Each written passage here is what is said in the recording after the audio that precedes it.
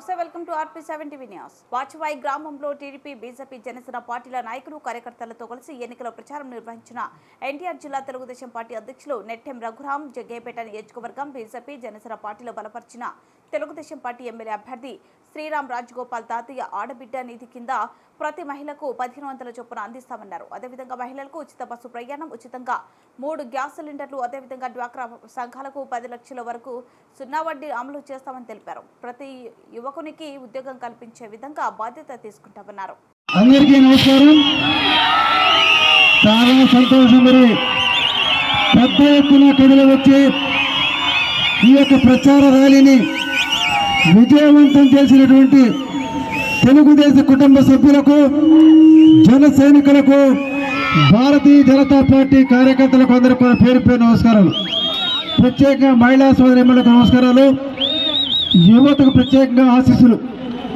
మరి ఈరోజు ఈ కార్యక్రమంలో ముఖ్య అతిథులు పెద్దలు నెట్టెం రఘురాం గారు, మండల పార్టీ అధ్యక్షులు కోటమిటి రాంబాబు గారు, జనసేన నాయకుడు బాడిత మురళీకృష్ణ గారు, అదేవిధంగా తిరుమలాదేవి గారు, మన పార్టీ వచవాయి పార్టీ అధ్యక్షుడు రామకృష్ణ, తదితర నాయకులందరూ కూడా పేరు పేరు నమస్కారం తెలియజేస్తా ఉన్నాం. 13వ తారీఖు జరిగినటువంటి ఎన్నికల్లో పార్లమెంట్ అభ్యర్థిగా కేసీఆర్ శివనా చిన్ని గారు పోటీ చేస్తా ఉన్నారు. ఎమ్మెల్యే అభ్యర్థిగా నేను పోటీ చేస్తా ఉన్నాను. ప్రతి ఒక్కరు కూడా 2 ఓట్లు ఉంటాయి. ఆ 2 ఓట్లు కూడా సైకిల్ గుర్తుకు ఓటేసి గెలిపించాల్సిన అవసరం ఉంది. ఈ సందర్భంగా ఒక్కసారి ఆలోచిస్తే, మన ప్రభుత్వ అధికారం ఉన్నప్పుడు, మన నాయకుడు చంద్రబాబు నాయుడు ముఖ్యమంత్రిగా ఉన్నప్పుడు రాష్ట్రం ఏ విధంగా అభివృద్ధి చెందింది, సంక్షేమ కార్యక్రమాలు ఏ విధంగా ఉన్నాయి, ఈరోజు అభివృద్ధి ఏ విధంగా ఉంది ఒకసారి ఆలోచిస్తే, ఈరోజు వైసీపీ పాలనలో అవినీతి, అరాచకము, దోపిడీ, ఒక నియంత పాలన జరుగుతూ ఉంది. మన నాయకుడు తెలుగుదేశం పార్టీ ఉన్నప్పుడు గ్రామాల్లో సిమెంట్ రోడ్డు ఏర్పాటు చేసుకున్నాం, LED బల్బ్ ఏర్పాటు చేసుకున్నాం, లిఫ్ట్ ఇరిగేషన్ స్కీమ్స్ ఏర్పాటు చేసుకున్నాం, పేదవాళ్ళ ఇంట్లో పెళ్ళైతే చంద్రన పెళ్లి కానికి ఇచ్చాం, ప్రమాదాలు చనిపోతే చంద్రన బీమా ఇచ్చాం, విదేశాలు చదువుకునే పేదవాళ్ళ కోసం విదేశ విద్య ఇచ్చాం, బీసీ, ఎస్సీ, ఎస్టీ కార్పొరేషన్ ద్వారా అనేక మందికి ఆర్థిక సహాయం చేశాం, కాపు కార్పొరేషన్ కూడా ఏర్పాటు చేసి కాపులకు కూడా సహాయం చేశాం. ఈరోజు ప్రభుత్వం వచ్చిన తర్వాత ఎటువంటి కార్పొరేషన్ లేవు. ఒకవైపు ధరలు చూస్తే విపరీతంగా విరిగిపోయాయి. మన ప్రభుత్వం ఉన్నప్పుడు ట్రాక్టర్ ఇసుక కావాలంటే 650 రూపాయలు, అంటే ట్రాక్టర్ కిరాయి మాత్రం, లేకపోతే లోడింగ్ ఖర్చులు.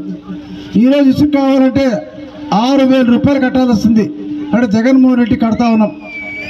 గతంలో కరెంటు బిల్లు 150 రూపాయలు ఉంటే ఈరోజు కరెంటు బిల్లు 800 రూపాయలు. మట్టి ట్రాక్టర్ కావాలంటే ఆ రోజు 300 రూపాయలు ఖర్చు అయితే ఈరోజు ట్రాక్టర్ మట్టి కావాలంటే 1000 రూపాయలు ఖర్చు అవుతా ఉంది. అదేవిధంగా మధ్యప్రియులు కూడా ఇబ్బంది. ఆ రోజు మిత్రులందరికీ ఏం మాట్లాడదాం,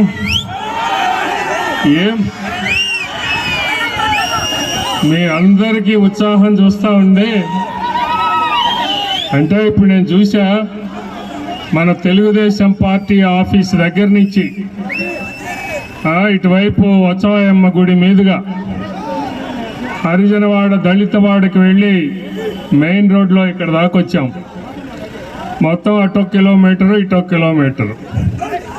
బహుశా మరి నేను ఈ 40 ఏళ్లలో ఒక్కసారి చూశాను అనుకుంటా, 94లో.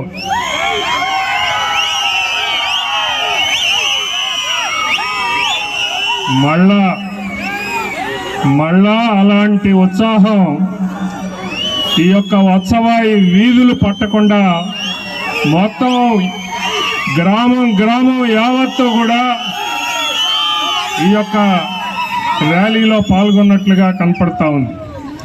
బహుశా ఇంకా అవతలి వాళ్ళకి ఇంకా ఓట్లు మిగలలేదేమో అని అనిపిస్తూ ఉంది. చాలా చాలా అద్భుతంగా ఈ రోజున ర్యాలీ జరిగింది. అంటే ఎప్పుడు ఓటు వేద్దామా, ఎప్పుడు బటన్ నొక్కి జగన్మోహన్ రెడ్డి పేక పిసికేద్దామా అన్నటువంటి ఆలోచనతో ఉన్నారని అనిపిస్తా ఉంది. జగన్మోహన్ రెడ్డి కాదు, జగన్మోహన్ రెడ్డి పార్టీది లేండి, వైఎస్ఆర్సీపీ పార్టీ.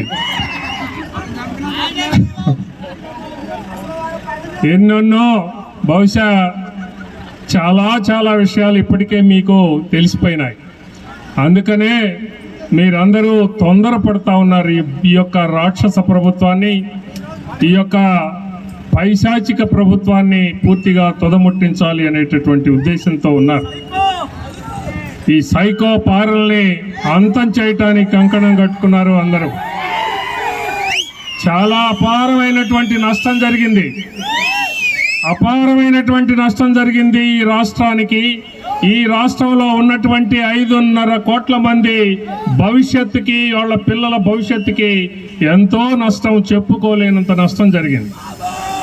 రాష్ట్రం యావత్తు కూడా ఈ 5 సంవత్సరాల జగన్మోహన్ రెడ్డి పరిపాలనా కాలంలో 3 దశాబ్దాల కాలం వెనక్కి వెళ్ళిపోయింది.